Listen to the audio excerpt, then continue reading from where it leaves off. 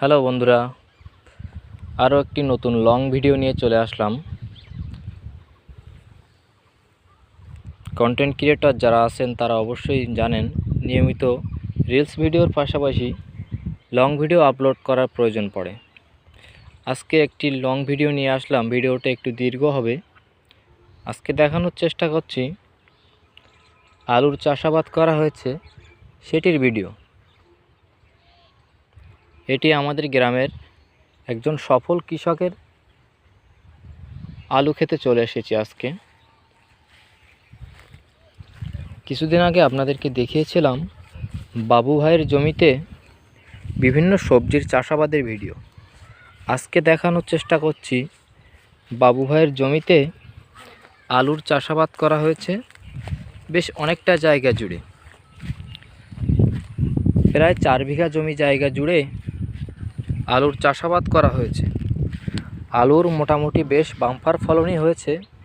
দেখতে পাচ্ছেন কত সুন্দর গাছ হয়েছে। এখন এখান থেকে আশা করা যায় চাষিরা ভালো পরিমাণ আলু পেতে পারে।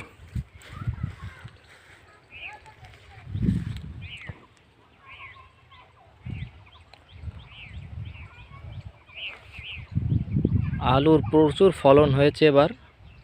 দেখতে পাচ্ছেন আপনারা, যতদূর দৃষ্টি যাচ্ছে ক্যামেরার ভেতরে ততদূর আলুর বাগান করা হয়েছে। আলুর চাষাবাদের মাঝে মাঝে এর ভেতরে আবার ওলকপি, ফুলকপি এগুলোর চাষাবাদও করা হয়েছে।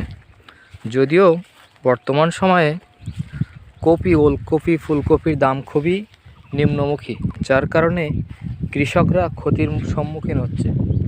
এখানে কিছু বাঁধাকপি, ওলকপি এগুলো পরবর্তীতে উঠবে।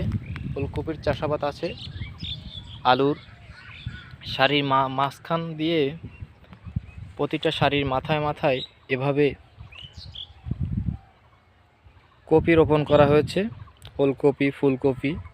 এই যে পুরো জমিটা জুড়েই আলুর চাষাবাদ হয়েছে এবং প্রতিটা সারির মাথায় এভাবে কপির চারা রোপণ করা হয়েছে, ওলকপি, ফুলকপির চারা।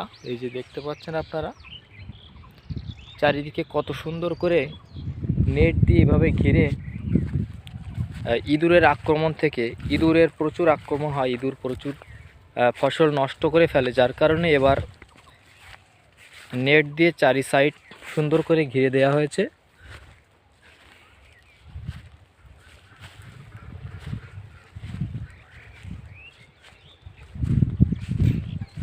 বাজার ব্যবস্থাপনা যদি ঠিকঠাক থাকে আশা করি এবার আলুর ভালোই দাম পাওয়া যাবে।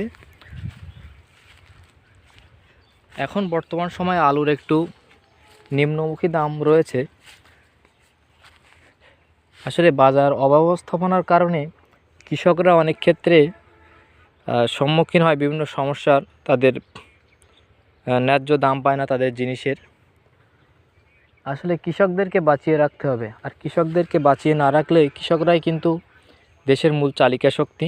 তারা বিভিন্ন সবজি সারা বছরই চাষাবাদ করে, যার কারণে সারা বছর মানুষ খেতে পারে।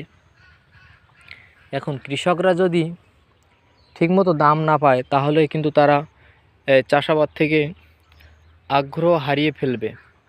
সুতরাং সরকারের অবশ্যই উচিত বাজার ব্যবস্থাপনা আর দাম ব্যবস্থাপনা নিয়ে সুন্দর একটা ব্যবস্থা গ্রহণ করা। আর সকলকে আজকে ভিডিওতে ধন্যবাদ জানিয়ে শেষ করতে চাইছি। সবাই ভিডিওটা লাইক, কমেন্ট করে পাশে থাকবেন। সকলকে অসংখ্য ধন্যবাদ। পরবর্তীতে আরও একটা ভিডিও নিয়ে হাজির হব কোনো এক সময়। ভালো থাকবেন সবাই। বিদায়।